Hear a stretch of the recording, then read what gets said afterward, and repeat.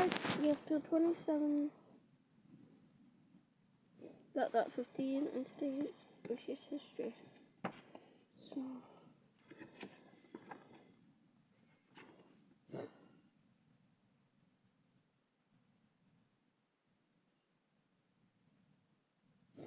Today we're going to be doing 22, Rabbit, the Bruise, and British independence. And today's ep7. And I wake up from school in next week. But the videos that will be done on Tuesday and Wednesday, not YouTube shorts, because I might not be able to do it this week. Mostly just on the Tuesday, because I've been home for the Wednesday. Because Jehovah. Yeah, so yeah.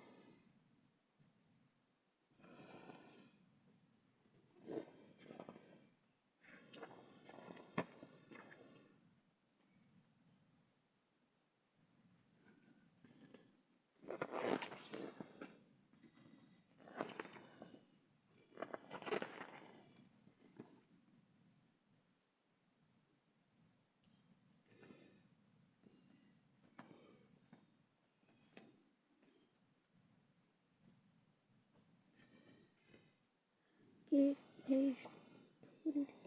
So let's go. How did a riding accident unsettle Scotland?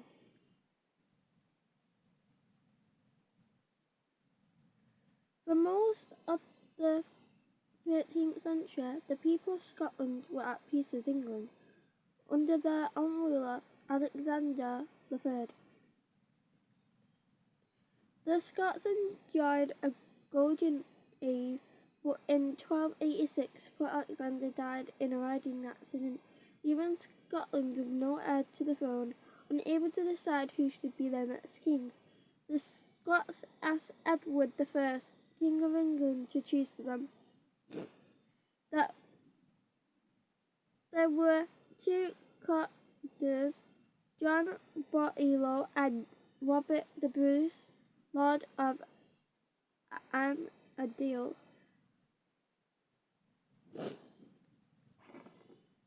Did Bothwell betray Scotland?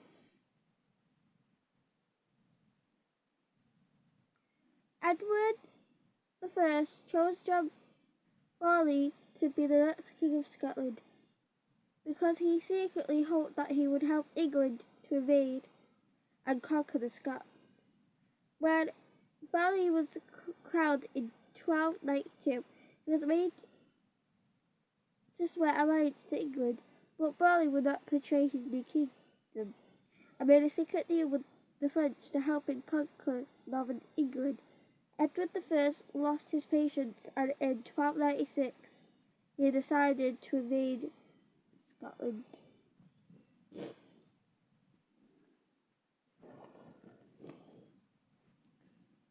Who was Tabak? Marching up to Scotland with his army, Edward I massacred some 20,000 people on the borders. No one was spared, not even women and children. The Scottish army was routed at Dunbar, and John Bothwell surrendered. He was stripped of his royal insignia and became known as Tabard, which means empty jacket.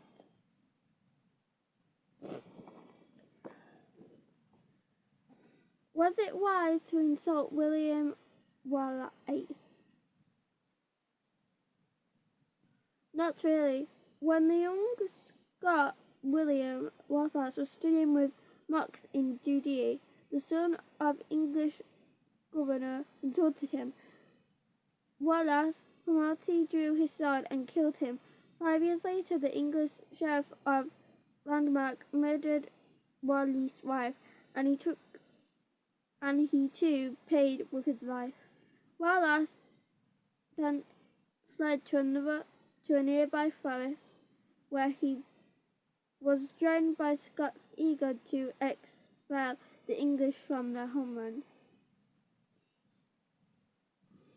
What happened at Stirling? The forces of Edward I and William Wallace met at Stirling on September 11, 1297. The English outnumbered the Scots 3-1, but the Scots knew the countryside around Stirling very well. Wallace's warriors rushed from hiding to surprise the English troops as they were crossing a narrow bridge over the River Forth and won an amazing victory.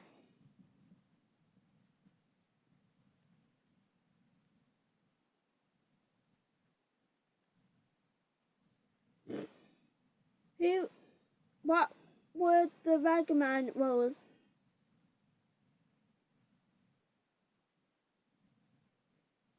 Every Scottish nobleman was forced to wear allegiance to the King of England. They had to sign a document known as the ragamuffin rolls. English people were put into positions of power around Scotland, and it seemed the Scots had lost their independence.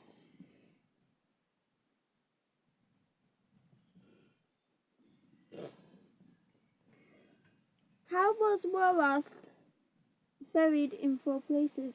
But Wallace was made the guardian of Scotland, but in 1298 his forces were defeated by the English at the Battle of Falkirk. Wallace was finally captured in 1305 and taken to the Tower of London. He was hung, drawn and quartered, and the 4 parts of his body were sent to Berwick, Newcastle, Perth and Stirling. That doesn't sound nice.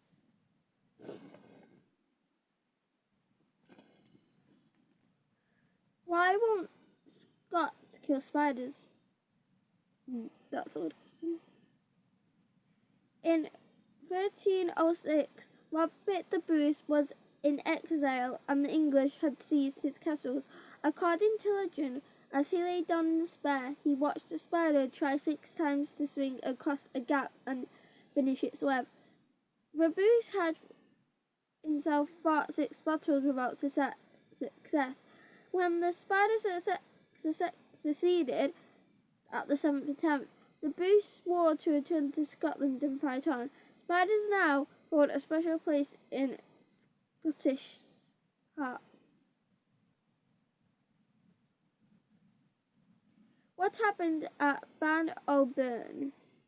At O'Byrne on July 24, 1314, the Bruce lurched the English forces of Edward II on the massy ground and defeated them once and for all.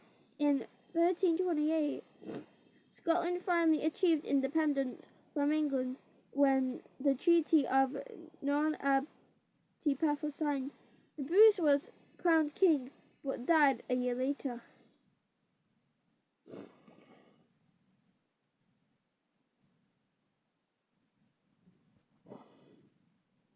He was the Bruce. Robert the Bruce was brought up at the court of Edward I and was allowed to waver between the English and the Scots origins. In 1306, he was crowned king of Scotland by his supporters, and the war broke out between Scotland and English. By 1314, nearly the whole of Scotland was in his hands. Stone gone. Scottish kings were crowned while sitting on the stone of Scone, or the stone of destiny. Nobody knows where this slab of black stone decorated with a cross came from. Some say it was carved in the Middle East, others that it was made by a Scottish craftsman. In 1296, the scarred erected was taken by Edward I.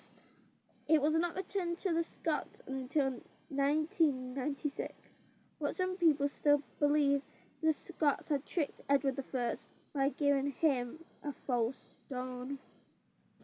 Okay, that's it for British history tonight, except from this little bit. William Wallace fights at the Battle of Stirling. Okay. Bye guys.